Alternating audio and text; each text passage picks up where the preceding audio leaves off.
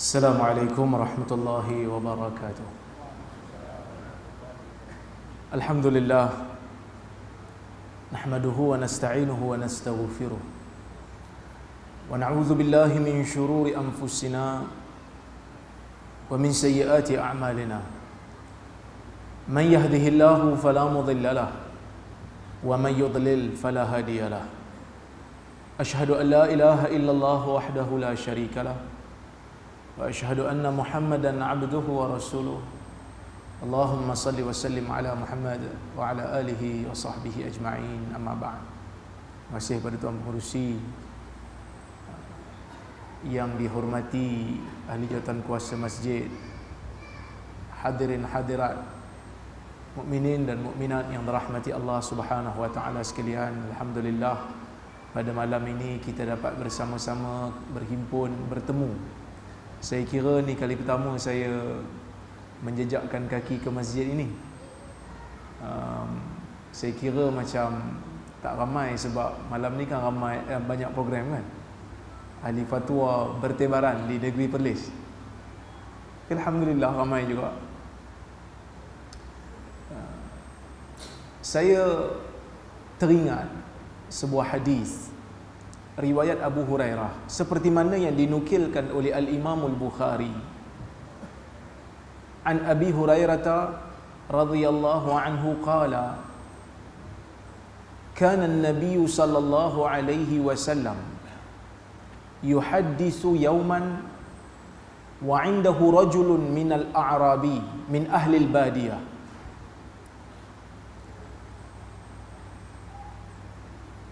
anna rajulan min ahli al-jannah ista'dhana rabbahu fi zar'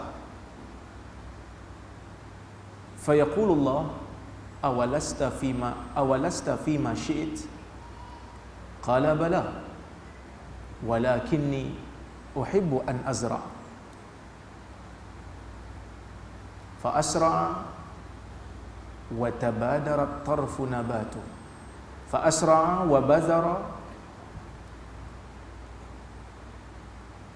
وتبادر الطرف نباته واستحصاد والتكوير كأمثال الجبال فقال الله دونك يا ابن آدم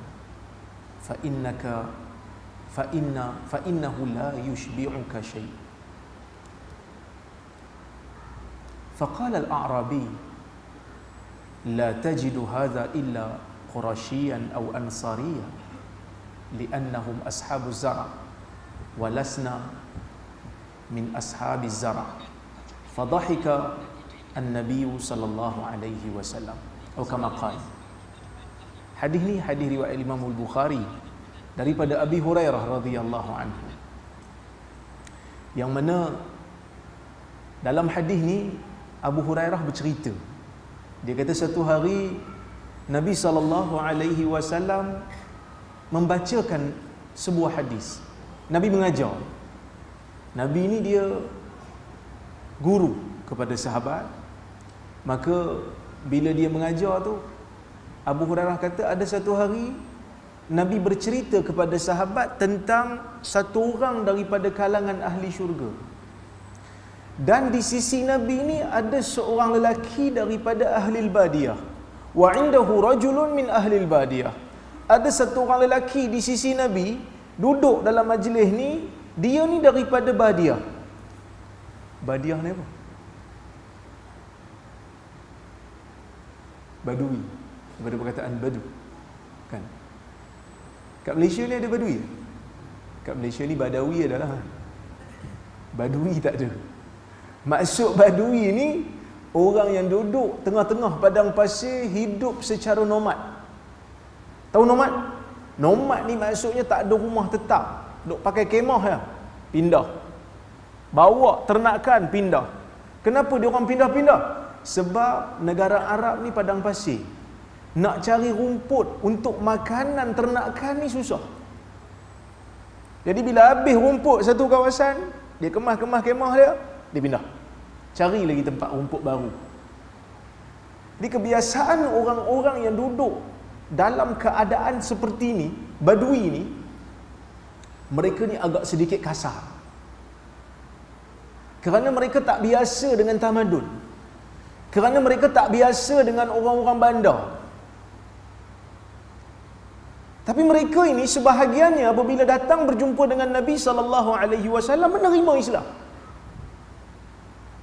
Maka Nabi berdakwah kepada mereka, mereka terima Islam. Cuma bila mereka datang ke Madinah, sebahagian daripada mereka ni tidak begitu mahir dan tidak begitu tahu tentang adab yang menjadi amalan ataupun kebiasaan orang yang berada di bandar. Sebab tu dulu kita pernah jumpa, kita pernah dengar satu hadis, Badui masuk dalam masjid, dia kencing dalam masjid. Kan? Faqama fi nahiyatil masjid fabala fi. Dia masuk dalam Masjid Nabawi.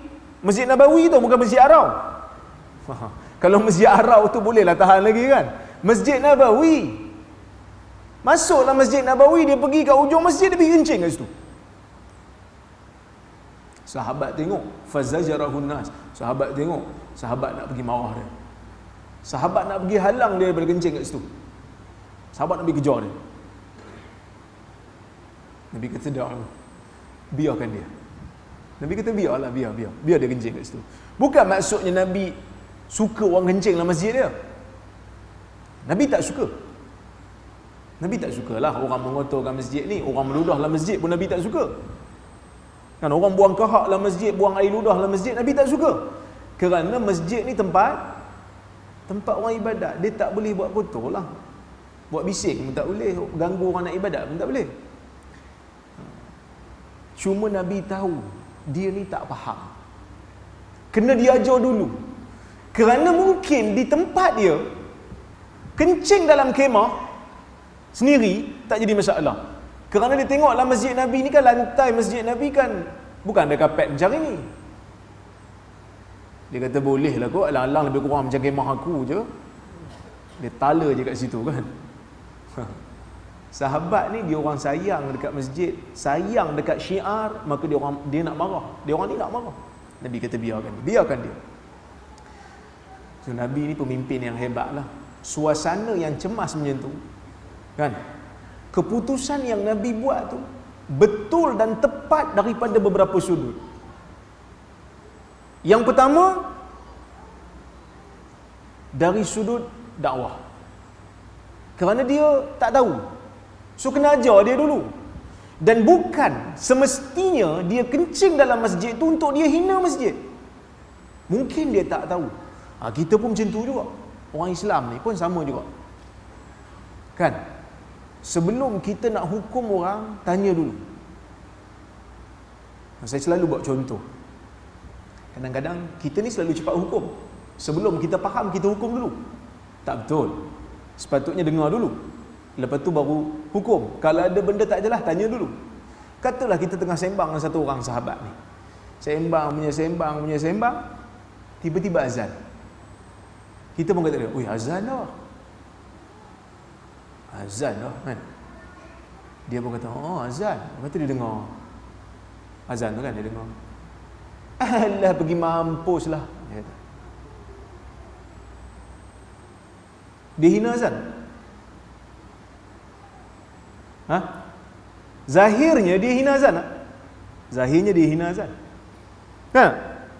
Kita pun semangat lah. Hang teruk. Azan hang kata lagu tu. Tak betul. Kapir hang ni. Kan? Terus kapir kan terus. Jangan. Tanya dulu. Hang tahu tak hina azan ni tak boleh? Kena tanya dulu. Hang tahu tak hina azan ni tak boleh? Dia syiar. Dia satu seruan untuk panggil orang datang solat. Dia syiar. Hang tak boleh hina. Salah. Dia katalah dia jawab kat kita, "Aku bukan hina azan tu. Aku duk kata pergi mampus tu dekat Bilal tu. Bukanlah Bilal masjid ni. Aku duk kata kat Bilal tu. Tadi aku nampak dia beratur beli nombor ekor. Tadi tengah hari tadi aku nampak dia pergi beratur beli nombor ekor. Petang asar dia azan pula kat masjid. Munafik sungguh." Cik kan. Maksudnya dia bukan hina azan. Hati-hati. So Nabi ni dia faham Badui ni bukan nak hina masjid. Tapi kalau Bilal kencing dalam masjid lepas ni kita faham. Sebab dia dah faham kan. Ni Badui. So kalau orang asli datang, orang pedalaman datang, tak pernah tahu, buat kotor sikit, kita bagi tahu kat dia, tak boleh buat menjeling dalam masjid. Ini adab dalam masjid, kita kena bagi bersih. Sahabat nak kejar dia. So keputusan Nabi tak bagi sahabat kejar dia, pukul dia. Yang kedua, tepatnya keputusan Nabi ni ialah apabila dia kencing kat situ. Kalaulah kata dia tengah kencing, sahabat pergi kejar dia, dia pun larilah. Bercucuranlah air kencingnya merata-rata tempat. Jadi berirama lah kencing dia tu. Jadi susahlah kita nak pergi cuci. Jadi dia kencing kat tempat tu, biarlah dia fokus kat situ je. Kan? Biarlah dia fokus kat situ, nanti bila dah sudah, kita curah je lah dengan air. Kerana benda kencing ni boleh cuci. Dia ni suka kat Nabi. Bila Nabi cakap elok-elok dengan dia suka kat Nabi. Dia kata, Allahumma arhamni wa Muhammadah wa la tarham ma'ana ahada. Wahai Tuhan, sayangkanlah aku dengan Muhammad, jangan sayang kat orang lain. Kami dua orang cukup. Kami dua orang saja sudahlah. Sebab dia rasa tersinggung dengan sahabat lain yang marah dah. So kita pun kadang-kadang macam tu lah. Kan? Samalah orang-orang yang datang masjid ni, nampak kalau orang datang muka baru kan, jangan ucap benda yang boleh menyinggung perasaan dia. Kerana kadang-kadang kita rasa perkataan kita tak ada apa, tapi bagi orang yang baru sampai, baru datang, baru nak jinak dengan masjid, perkataan tu jadi tajam. Orang tu baru nak datang masjid, ada kenduri besar sikit kat masjid, dia datang sebab ramai datang, dia tak segan, ramai. Kita pun tengok dia, baru nampak. Jadi perkataan tu tajam. Lagi puaka, hang kenduri baru nak datang kan. Tu lagi puaka. Sebahagiannya kadang-kadang kita ni dah macam IO, tahu IO? Investigating Officer. Daripada mana? Duduk mana? Sebelum ni tak nak nampak pun, ni datang ni nak buat apa? Dah macam ketua balai pula. Jadi orang tak selesa. Jadi perkataan-perkataan kita bila nak menyantuni jemaah yang baru datang masjid ni kena hati-hati. Kan? Sebab tu Nabi SAW treatment dia, layanan Nabi kepada orang Badui ni agak sedikit berbeza. Anas bin Malik radhiyallahu anhu berkata, kami sangat berharap akan datang kepada Nabi SAW. Kunna natamanna, dia kata, ayyatiyan Nabiy sallallahu alaihi wasallam, akan datang kepada Nabi SAW A'rabi aqil, seorang Badui yang sedikit bijak. Fayas'alan Nabiy sallallahu alaihi wasallam wa nahnu indah, supaya dia datang tu dia berakai sikit, tanya soalan dan Nabi jawab, dan kami ada di sisi Nabi boleh belajar. Kerana kami yang sahabat-sahabat ni, kami takut sikit nak tanya Nabi soalan. Takut Nabi marah sikit sebab dia orang ni sahabat.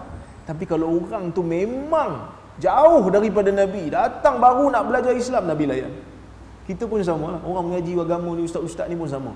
Orang tanya soalan, kadang-kadang kita jangan pelikihkan. Alah, soalan ni pun nak tanya ke Haji? Soalan macam ni Haji, budak pasti pun boleh jawab. Jangan cakap macam tu. Kerana mungkin dia datang tu, dia baru nak insaf. Sekali kena ketuk dengan jawapan kita macam tu, dia terus benci ke agama disebabkan kita. Kita kena fikir macam mana kita nak jadikan Allah beri hidayah pada satu orang melalui jalan kita. Biar dengan cara yang mudah pun tak apa. Soalan yang mudah pun tak apa. Kerana Nabi SAW pernah menyebutkan dalam sebuah hadis, man dalla ala khair falahu ka ajri man fa'ilihi, atau kama qala, sesiapa yang menunjukkan kepada orang lain kebaikan, maka dia akan dapat pahala sama seperti mana orang yang melakukannya. Jadi kalau ditanya satu soalan basic pun, kita tahu dia tanya tu memang nak tahu, kita jawab dan dia amalkan. Selagi mana dia amalkan, maka kita akan dapat pahala berterusan. Kan? Kena fikir macam mana nak dapat pahala berantai. Kita kadang-kadang kita tak sedar kita buat dosa berantai. Kan, dosa berantai tu dosa berantai. Kita buat satu trend benda dosa, trending kat Facebook. Kita buat satu troll, kutuk orang, orang troll, orang share, orang baca, orang ketawa kerana kita kutuk orang. Selagi mana lawak kita, kutukan kita tu berada di Facebook, selagi tu kita mendapat dosa. Man sanna fil islami sunnatan sayyi'ah falahu wizruha fa'alaihi wizruha wa wizru man amila biha. Siapa yang tunjuk satu jalan yang buruk dalam agama, maka dia akan mendapat dosa, dan dia akan juga mendapat dosa selagi mana orang mengamalkan dia. Itu bahayalah. So Badui ni satu masyarakat yang sedikit terasing dan mendapat treatment, mendapat layanan yang sedikit berbeza kerana mereka ini mempunyai budaya yang berbeza. So dia duduk dalam majlis Nabi sallallahu alaihi wasallam. So sahabat lain ada, Badui pun ada. Sebab tu kalau kita tengok tuan-tuan dan puan-puan, majlis Nabi ni, majlis ilmu Nabi menghimpunkan Badui dan Hadari. Majlis Nabi menghimpunkan kibarus sahabah wa sigarus sahabah. Sahabat yang besar pun ada, sahabat yang kecil pun ada. Sebab itu saya, bila saya baca hadis-hadis Nabi ni, saya jenis tak kisah sikit lah kalau ada budak-budak dalam majlis. Kalau dia orang ni bising-bising sikit, itu biasalah budak-budak. Yang penting dia mari dan tak melakukan gangguan yang teramat sangat lah. Kalau ganggu sangat, mak bapak kena tahulah, bawa lah keluar sekejap. Kenapa? Kerana anak-anak muda ni kita kena biasakan mereka dengan majlis ilmu, duduk dalam majlis ilmu. Ni macam adik-adik yang kecil-kecil ni kan, siap apa? Sangkut dagu lagi kan, tongkat dagu lagi. Maksudnya dia dengar sungguh. Jadi bila dah besar nanti dia tak segan nak datang majlis ilmu. Dia tak segan nak datang majlis ilmu. Dia tak rasa takut, dia tak rasa janggal nak datang dalam majlis ilmu. So majlis Nabi meraihkan semua. Jadi budak-budak ni cepat matang. Sebab itu kita tengok tuan-tuan dan puan-puan, Ibnu Umar umur belasan tahun dah tawarkan diri nak pergi perang. Baru belasan tahun, baru 14 tahun dah tawarkan diri kat Nabi nak pergi perang. Nabi tak izin pada mulanya, sampai cukup umur baru Nabi bagi. Betul? Kita anak kita umur 14 tahun buat apa? Main game lagi. Sebab dia tak biasa. Dia tak biasa. Kita tak biasakan dia duduk bersama dengan orang dewasa. Dan Ibnu Umar ni dalam satu hadis dia pernah sebut. Dia kata Nabi SAW dalam sebuah hadis Nabi pernah bagi satu teka-teki. Dalam majlis tu orang besar-besar ada, dia pun ada.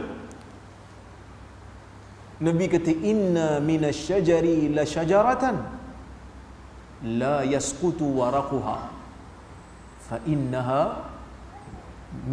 innaha mathalul mu'min fahaddithuni ma hiya. Nabi kata dekat padang pasir ni dalam banyak-banyak pokok ada satu jenis pokok. Dia punya daun tak gugur. Dan dia ni pokok ni sama sifat dia macam orang mukmin. Bagi tahu aku, pokok apa tu? Sahabat bila dapat soalan Nabi, sebenarnya kalau kita baca hadis-hadis Nabi ni, kita akan dapati Nabi punya cara mengajar ni selari dengan teori yang diinventkan oleh barat. Sama, lebih kurang saja. Saya pensyarah Universiti Pendidikan Sultan Idris. So pelajar-pelajar yang masuk universiti ni akan jadi cikgu dekat sekolah menengah, akan dipostingkan jadi cikgu. Jadi kami yang mengajar universiti ni kena pergi kursus mengajar. Kursus macam mana nak jadi cikgu, macam mana nak mengajar. Dia kena bagi kelas tu menarik. Macam-macam. Ada strategi berpusatkan guru lah, strategi berpusatkan pelajar lah. Nak tanya soalan pun dalam kelas, kalau kita cikgu, ni ada cikgu-cikgu tak? Mungkin ada cikgu-cikgu dalam ni kan. Nak tanya soalan ke anak murid pun ada teknik, tak boleh main tanya je.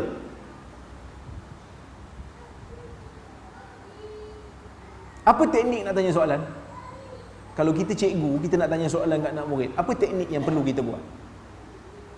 Teknik yang pertama sekali, nak bagi soalan, jangan panggil nama anak murid dulu. Kita nak tanya soalan, jangan panggil. Leman, cikgu nak tanya. Apa makna sekian-sekian? Jangan. Tanya soalan dulu. Baru panggil nama. Itu teknik. Ni siapa nak jadi cikgu ni kena ingat teknik ni. Kenapa tak dipanggil nama dulu?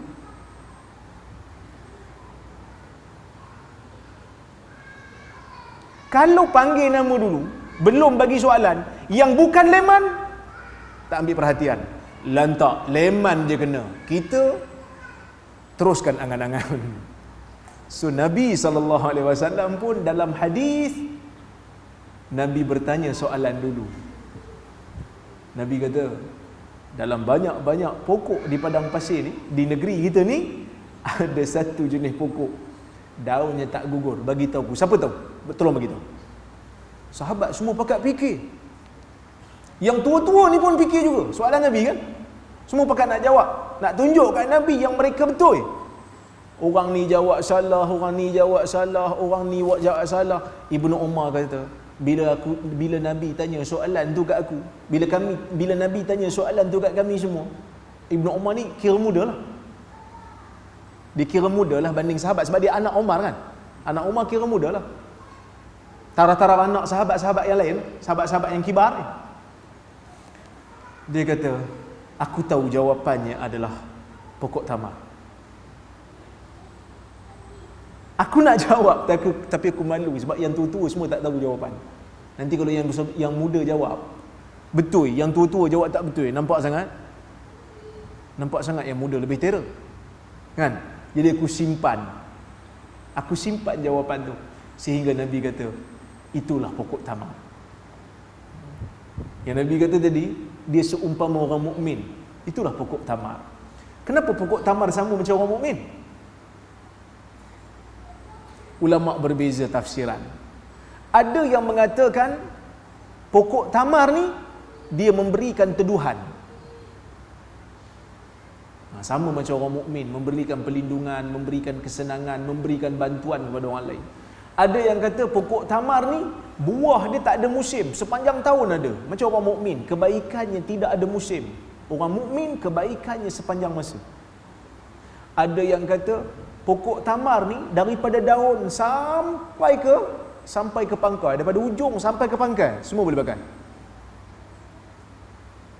Daun boleh pakai, pelepah boleh pakai, tamar boleh makan, batang boleh buat tiang. Sama macam orang mukmin. Setiap segi daripada tenaganya boleh dipakai untuk manfaat orang lain. Itu tafsiran para ulama. Cuma saya nak bagi tahu, ini tata cara Nabi mengajar. Yang mana kita kalau ada orang yang nak mengkaji ni, elok kaji teori Nabi SAW dalam pengajaran dan pembelajaran. Macam mana Nabi mengajar sahabat dia? Apa teknik yang Nabi guna? So kali ni Nabi bercerita. Teknik bercerita ni pun ada dalam teknik pengajaran moden hari ni. Disebut oleh sarjana-sarjana barat. Dan Nabi cerita. Nabi kata, sesungguhnya ada satu orang lelaki. Sesungguhnya ada satu orang lelaki di kalangan ahli syurga. So Nabi cerita pasal syurga. Nabi cerita pasal syurga. Ista'zana rabbahu fi zara'. Dia minta izin dekat Tuhan dia untuk tanam pokok. Dalam hadis, dalam bahasa Arab, az-zara' tak sama dengan asy-syajar. Az-zara' ni lebih kepada tanaman yang jangka hayatnya pendek, macam pokok padi, macam pokok gandum. Asy-syajar ni pokok jangka hayat panjang, pokok durian, pokok manggis, pokok besar-besar. So dia minta kat Tuhan dia untuk tanam pokok-pokok yang jangka hayatnya pendek, zara'. Maka Allah Azza wa Jal, bila dia minta nak tanam pokok, Allah ni tanyalah kat dia, awalasta fima syi't. Soalan Tuhan ni pendek je kat dia. Soalan Tuhan, bukankah engkau berada di satu daerah yang minta apa saja boleh dapat? Tuhan tanya tu, Tuhan nak bagi tahu kat dia, yang kau nak minta pergi cucuk tanam ni nak buat apa? Kau minta apa saja pun dapat, tak payahlah nak minta tanam. Kan dalam syurga ni macam-macam buah, macam-macam pokok ada. Minta aja dapat. Minta aja dapat. Dia kata bala. Dia kata betul wahai Tuhan. Bala ni maksud betul ya. Apa beza bala dengan na'am? Dalam bahasa Arab, bala pun dia, na'am pun dia juga. Cuma bala ni kalau soalan tu soalan berbentuk negatif, iaitu tidak. Tidakkah engkau? Jawapan kalau nak jawab ya, bala. Kalau soalan positif, awak dah makan? Na'am. Na'am. Sebab soalan tu positif. Kalau orang tanya, tidakkah awak dah makan tadi? Jawapannya, bala kalau nak jawab ya. Jangan jawab na'am. So itu kaya bahasa Arab. Dia kata bala. Dia kata ya. Sebab Tuhan tanya dengan soalan yang macam ada nafi kan. Tidakkah engkau berada di satu tempat yang minta apa saja boleh dapat? Dia kata bala. Betul. Ya Tuhan. Walakinni uhibbu an azra'. Tapi aku teringin sangat nak bercucuk tanam. Hadis ni buktikan kepada kita, manusia ni terkesan dengan suasana. Maksudnya dia ni masa dalam dunia selalu buat kerja tu. Sebab itulah dalam Islam ni Nabi SAW suruh kita untuk bersihkan environment Islam, environment negara Islam. Nabi tak suka kita buat maksiat satu hal. Nabi tak suka orang yang buat maksiat menzahirkan maksiat. Itu satu kesalahan yang berbeza. Maksiat Nabi tak suka, menzahirkan maksiat lagi Nabi tak suka. Dua-dua Nabi tak suka. Tapi jangan, kalau kamu dah buat maksiat, sembunyikan. Kalau orang tak tahu, sembunyikan. Pergi taubat seorang-seorang. Jangan pergi cerita dalam keadaan berbangga pula. Jangan. Sebab tu saya mencadangkan supaya golongan-golongan yang buat salah dari sudut syar'i ni kena ambil tindakan ni. Golongan transgender apa semua ni, kalau mereka menzahirkan, mereka seolah-olah macam nak kempen benda ni, kena ambil tindakan. Kerana dia telah merosakkan environment. Dia telah menunjukkan satu contoh tak baik untuk masyarakat. Orang dia jadi ikutan. Kan? Tapi orang kita sekarang ni agak sedikit berbeza. Dia kata, saya bukan hipokrit. Jadi kalau kat belakang orang pun saya buat benda ni, depan orang pun saya nak buat. Tak, salah. Hipokrit kalau macam tu tak salah di sudut Islam. Maksudnya Islam suruh sembunyikan. Kalau itu nama hipokrit, tak salah. Kamu buat dosa, salah. Tapi kalau kamu zahirkan dosa, lagi salah. Kalau kamu dah buat dosa tu, sembunyikanlah. Ustaz, tak hipokrit ke Ustaz? Saya tak tahulah dalam bahasa apa. Tapi Islam tak bagi al-mujaharah bisu ataupun al-mujaharah bidzan ataupun bidzunub. Mujaharah ni maksudnya menzahirkan kesalahan ataupun dosa. Kan dalam hadis Nabi sebut kan, kullu ummati mu'afa illa al-mujahirin. Setiap daripada kalangan umat aku ini dimaafkan, kecuali orang-orang yang mujahir, orang-orang yang menzahirkan dosanya.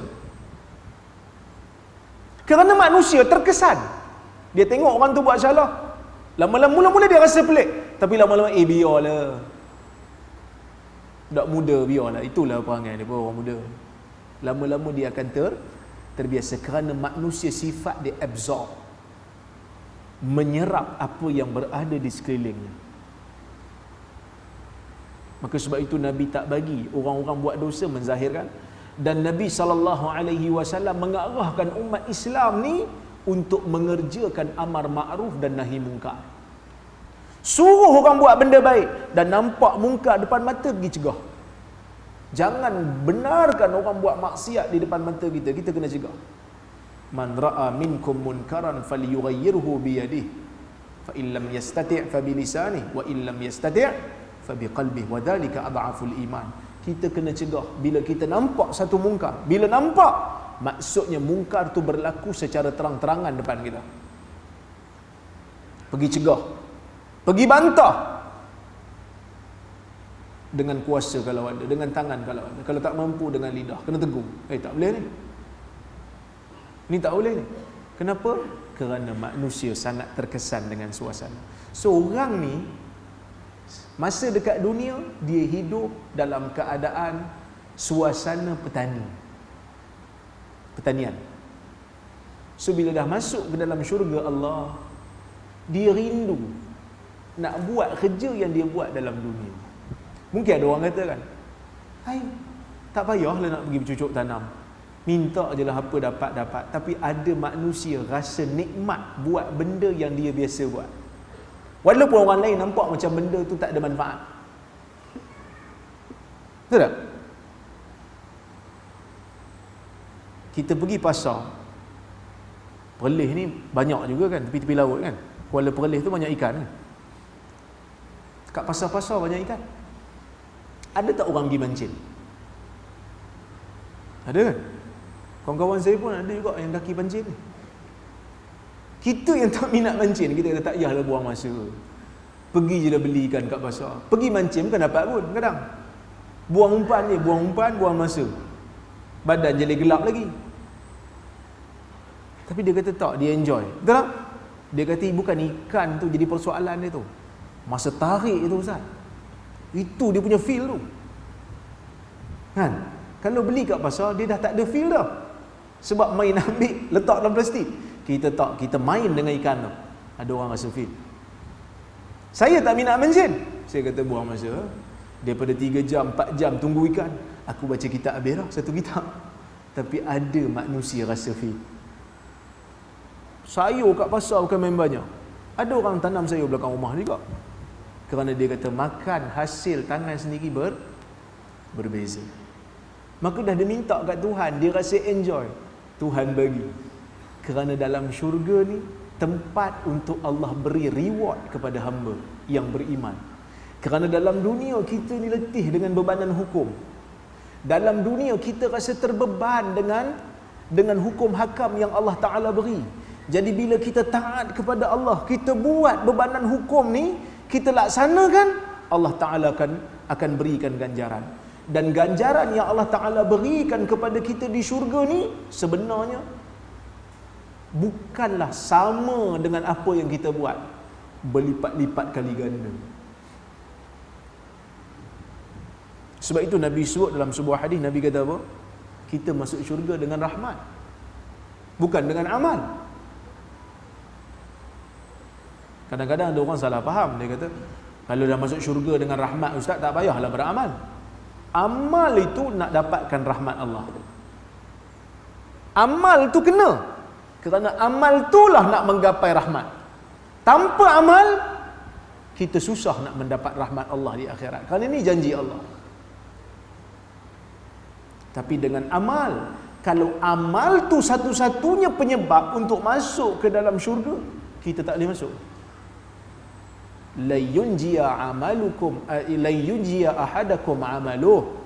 Nabi sebut dalam sebuah hadis, Nabi kata tidak ada satu orang pun amalannya akan menyelamatkan dia daripada syurga, menyelamatkan dia daripada neraka Allah. Wala anta ya Rasulullah, wala ana. Sahabat kata, walaupun kamu ya Rasulullah, walaupun aku, illa ayyataghammadani Allahu minhu birahmah. Tetapi Allah telah mencucuri aku dengan rahmat-Nya. Maka kita masuk ke dalam syurga Allah ni ada dua perkara yang kita kena ambil perhatian. Perkara yang pertama sebab, perkara yang kedua syarat. Kita masuk ke dalam syurga Allah, sebabnya adalah rahmat Allah. Tanpa rahmat Allah kita tak mungkin untuk masuk. Tetapi nak mendapatkan rahmat itu, syarat nak dapat rahmat, amal. Kenapa saya kata tak seimbang, tak setimpal sebenarnya? Bertimpal-timpal sebenarnya, bukan setimpal lagi. Kerana amalan kita dalam dunia ni terhad. Syurga Allah Ta'ala bagi tidak ada had. Kita hidup dalam dunia 80 tahun, 90 tahun ibadat. Kan? Ibadat kita 90 tahun dengan tidur kita 90 tahun umur. Mana banyak lagi? Biasanya tidur ni 8 jam. Ibadat sehari berapa jam? Dah tentulah tidur banyak lagi kan. Kadang-kadang ibadat kita dengan makan kita, makan lebih lama. Sebab apa makan lebih lama? Sebab sambil makan, suap, sambil cerita bab politik. Bila kerajaan nak tubuh ni? Dah berapa hari dah cerita pasal kerajaan bubar ni? Betul tak? Dunia kita buat perkara dunia lebih banyak daripada perkara yang menjamin akhirat kita kadang-kadang. Tapi bila doa kepada Allah, minta nak masuk syurga kan, innaka hamidum majid, sebelum bagi salam, Allahumma inni as'alukal jannah wa a'udzubika minan nar. Ni di antara doa yang Nabi ajar dalam salat sebelum bagi salam. Dalam hadis daripada Muaz bin Jabal, dia kata datang seorang lelaki, Nabi tanya kat dia, "Maza taqulu fi salatik?" Apa yang kau baca dalam solat kau? Dia kata, aku baca, Allahumma inni as'alukal jannah, wahai Tuhan, aku minta kepada kamu syurga, wa a'udzubika minan nar, dan aku berlindung denganmu daripada neraka. Lepas tu lelaki ni kata kat Nabi, inni la uhsinu dandanataka wala dandanata Mu'az. Ya Rasulullah, aku tak pandai nak baca doa yang kau baca dan Mu'az baca. Nabi kata, haulaha nudandin, pada doa ni jugalah yang kami baca. Maksud Nabi pun baca doa yang sama. Allahumma inni as'alukal jannah, wahai Tuhan, saya minta kepada kamu syurga, wa a'udzubika minan nar, aku berlindung dengan kamu daripada neraka. Malu tak malu? Solat pun tak apa khusyuk, tapi tak malu nak minta. Kerana rahmat Allah itu maha luas. Kalau nak kira minta dekat makhluk, malu. Sebab amalan kita dengan ganjaran yang kita minta tu tak setimpal, bertimpal-timpal kita minta. Kan? Jadi syurga ni tempat Allah nak bagi reward kepada hamba. Allah nak bagi rahmat kepada hamba yang telah letih menanggung bebanan hukum dan tak petikai pun. Apa yang Tuhan bagi kat dia, dia terima. Kena bangun waktu subuh pagi-pagi, berat kepala, pergi. Yang perempuan kena tutup aurat, panah-panah pun kena pakai tutup aurat, kena pakai pakaian-pakaian yang tebal dan tidak nipis, dia buat. Maka Allah Ta'ala akan sayangi dia dan memberikan rahmat kepada dia dengan berikan syurga kepada dia. So bila dia minta benda ni, Tuhan bagi. Fa asra'a wa bazara. Nabi kata, bila dia minta kat Tuhan, Tuhan izinkan, dia pun bersegera ambil benih dalam syurga, tabur benih. Wa bazara, dia taburkan benih. Fatabadarat tarafa nabatu. Nabi SAW kata, bila dia tabur je benih, tuan-tuan dan puan-puan, terus tumbuh. Segenap, sekelip mata tumbuh pokok. Ni nak kata undang-undang dalam syurga tak sama macam undang-undang dalam dunia. Maksud kalau dalam syurga tu, kita ni rasa nikmat. Tapi dalam syurga kalau cucuk tanam, dia tak ada ambil masa macam dalam dunia. Tak perlu baja, tak perlu tunggu. Letak je benih, tumbuh terus. Kita dalam syurga pun kita tak ada buang air. Kita makan ke kita minum ke, dia akan jadi peluh, dan peluh tu akan berbau kasturi. Dan bau kasturi tu jangan ceritalah macam mana baunya. Jiwa manusia pun tak pernah terlintas akan wanginya. Syurga ni nikmat dia tak pernah terlintas dalam jiwa manusia. Kalau hari ni tuan-tuan duk bayang terlintas dalam hati, syok juga kau dapat kereta terbang. Syurga lebih hebat daripada tu. Sebab itu pernah terlintas. Yang tak pernah terlintas, 20-20 lah kan ni kan. Kereta terbang tak ada lagi kan, tapi paling tidak pernah terlintas. Tu bukan syurga. Syurga hebat pada tu lagi. Tu yang saya cerita dulu tu kan. Satu kisah, ada satu cerita, saya dijemput untuk pergi kuliah. Orang yang jemput saya tu, dia kata, tak apa Ustaz tak tahu tempat, tak apa, Ustaz tunggu kat rumah, saya pergi datang ambil. Saya kata tak apa, saya bawa kereta saya sendiri. Tak apa Ustaz duduk je, nanti saya datang ambil. Dia pun datang. Dah sampai kat rumah saya, masa tu saya duduk KL kan. Sampai kat rumah saya, dia pun telefon. Dia kata, Ustaz kami dah sampai, turun. Saya pun turun, saya tengok kereta dia besar, BMW 7 Series kan. Saya pun bagi salam, Assalamualaikum, saya buka pintu, saya pun tutup lah pintu. Boom, tutup pintu. Dia pun tengok saya. Okey Ustaz? Okey, saya kata okey. Pakai tali pinggang. Saya pun pakai tali pinggang. Yalah. Sampai dekat tempat kuliah, dia keluar dulu. Lepas tu baru saya keluar. Sebab saya pun cari tempat nak buka tali pinggang. Mana tempat buka? Kereta mahal. Saya boleh buka. Dia keluar pintu. Bila dia keluar, saya bawa keluar. Rupanya kereta tu pintu tak tutup. Dia letak je, dia akan sedut sendiri. Auto suction. Patutlah tadi masa saya tutup pintu kuat-kuat, dia tengok saya.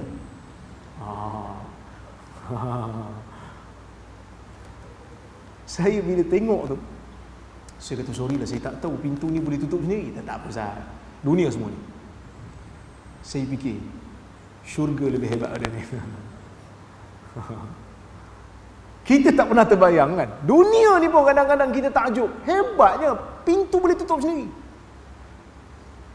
Pintu kereta saya buka pun tak boleh. Maksud kadang-kadang kita paksa buka, tak boleh buka kan. Ni tutup sendiri tuan-tuan, letak je, dia akan tarik sendiri. Oh hebat. Ni teknologi dunia. Syurga lebih hebat pada tu. Allah Ta'ala sebut, a'dadtu li'ibadiyas salihin ma la 'ainun ra'at wala uzunun sami'at wala khatara 'ala qalbi bashar. Aku sediakan untuk hamba-Ku yang beriman satu syurga yang mata tak pernah tengok, telinga tak pernah dengar, tak pernah terlintas dalam jiwa manusia. Jadi orang yang beriman memang rindu kat syurga. Sebab tu Nabi cerita pasal syurga. Nabi cerita pasal syurga. Sampai orang ni nak minta cucuk tanam pun Allah bagi. Azan. Kita bagi ruang pada azan.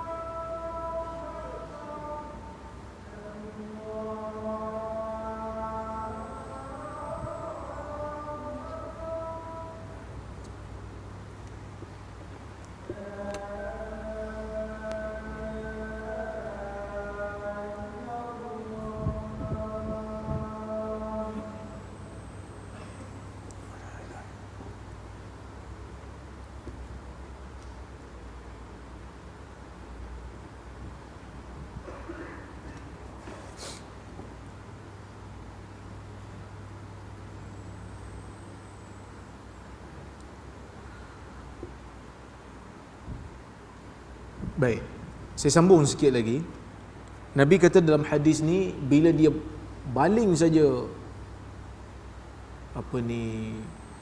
biji benih tu cepat tumbuh, wastihsadu, dan siap untuk dituai, wa takwiru, dan dihimpun sehingga, maksudnya bila kita tuai itu kita bengkok-bengkokkan dia sampai dia menjadi membukit lah, amsal al-jibal, jadi membukit. Nabi kata dunaka ya bani Adam, ambillah wahai anak Adam, fa innahu la yushbi'uka syai', kerana sesungguhnya tidak ada sesuatu yang membuatkan kamu rasa cukup. Maksud kita ni sifat manusia macam itulah, dia tak ada rasa cukup. Yang ni kena hati-hati. Allah peringatkan kepada orang syurga pun macam tu jugalah, sesungguhnya kamu tidak akan pernah rasa cukup. Tapi sebab dalam syurga dia tak ada taklif. Untuk kita dalam dunia ni kena peringatlah. Kadang-kadang manusia ni macam tu lah. Dah mula-mula nak yang tu, dah dapat yang tu nak yang lain pula. Dapat yang lain nak yang lain pula. Itulah asas manusia menjadi jahat. Kerana tak sedar diri dia, rasa tidak pernah cukup dengan apa yang ada. Tu yang kadang-kadang benda bukan hak dia, dia nak ambil juga. Sepatutnya kalau bukan hak dia, jangan ambil lah kan. Tapi manusia tak pernah rasa cukup. Tu yang dia ambil tu. Dia ingat dia boleh selamat, tapi tak selamat lah. Baik. Faqala al-a'rabi, dalam majlis Nabi tadi kan ada seorang badui. Sebab tu Abu Hurairah kata, dia cerita pasal badui tu dulu. Badui tu terus buat disclaimer. Badui tu kata, ya Rasulullah, la tajidu hadha illa qurasyian aw ansariya. Ya Rasulullah, kalau orang yang kau cerita ni, dah tentu kalau tak Quraisy, Ansar lah tu.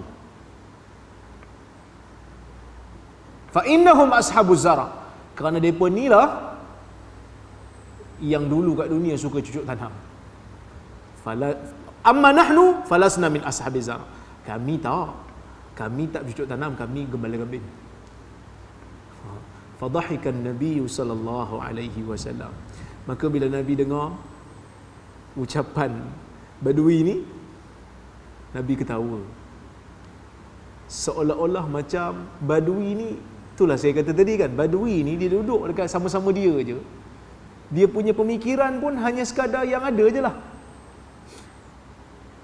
kan.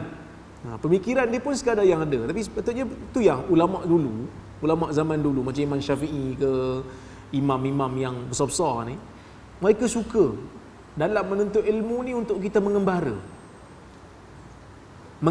keluar daripada kampung. Belajar dulu kat kampung, belajar dulu ilmu-ilmu asas daripada ulama' yang ada kat negeri kita. Kemudian bila sampai masa, pergi mengembara. Imam Syafi'i siap pesan lagi, dia kata, pergilah mengembara, kerana bertakungnya air di satu tempat akan merosakkan dia. Berbeza air yang mengalir. Sebab apa disuruh mengembara? Kerana dengan mengembara tu boleh tengok budaya yang berbeza, masyarakat yang berbeza, maka kita akan mendapat cara fikir yang berbeza. Kita akan dapat pandangan yang berbeza. Luas sikitlah pandangan kita tu. Ni duduk dalam kampung, tak keluar-keluar, bahaya sikit. Tapi ada juga orang mengembara kan, pergi mengembara, tapi duduk dengan puak dia juga kat sana. Ada juga. Itu pun bahaya juga. Maksud pergi sana dengan pergi sini sama je. Keluar dengan tak keluar, sama je. Ada satu tempat di negeri Arab jugalah, orang Melayu punya ramai kat situ. Sampai kan, ni ada orang cerita kat saya tak tahu betul ke tak, saya pergi tempat tu. Dia kata, orang Arab sana yang bawa teksi, kalau kita sebut Syari' Osman, Jalan Osman, Arab tak tahu. Kat mana Jalan Osman aku tak tahu. Dia kena sebut Syari' Osman baru dia tahu. Sebab apa? Sebab yang kawasan tu semua duduk orang Kelantan Melaka. Itu pun bahaya jugalah. Kena bercampur. Kena bercampur. Supaya kita dapat budaya yang berbeza. Jadi dia sebut, dia kata, kalau macam tu orang Quraisy dengan Ansar, Nabi ketawa tu sebab apa? Dalam dunia ni ramai lagi orang yang bercucuk tanam selain daripada Ansar dan Quraisy. Orang Perlis pun ada. Jadi mungkin orang ni pun orang Perlis juga, minta nak tanam padi. Mana kita nak tahu? dekat dunia tanam padi.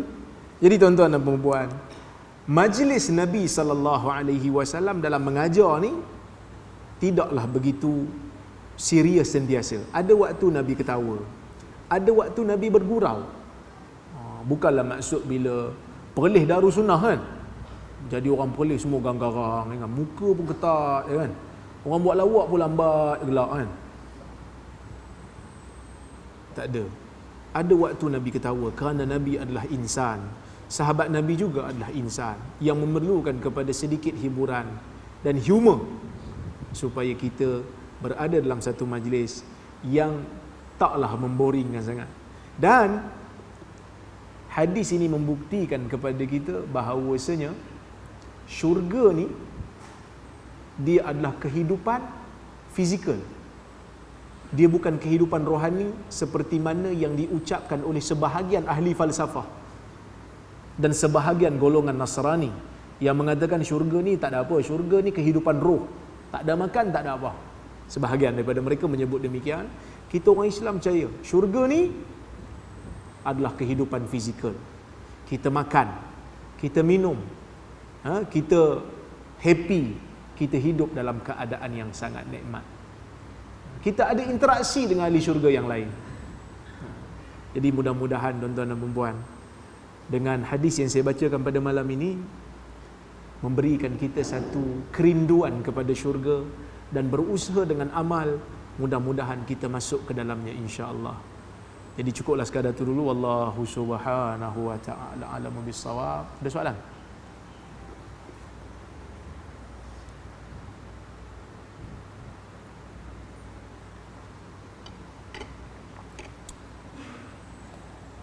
Tak ada. So kalau tak ada soalan, saya kira semua faham lah kan. Sebab dah ngangguk-ngangguk dah tu kan. Faham Ustaz, faham. Okay, terima kasih banyak. Saya mohon maaf kalau terkasar bahasa, tersilap kata. Aqulu qawli hadha wa astaghfirullahal azim li wa lakum. Wassalamu alaikum warahmatullahi wabarakatuh.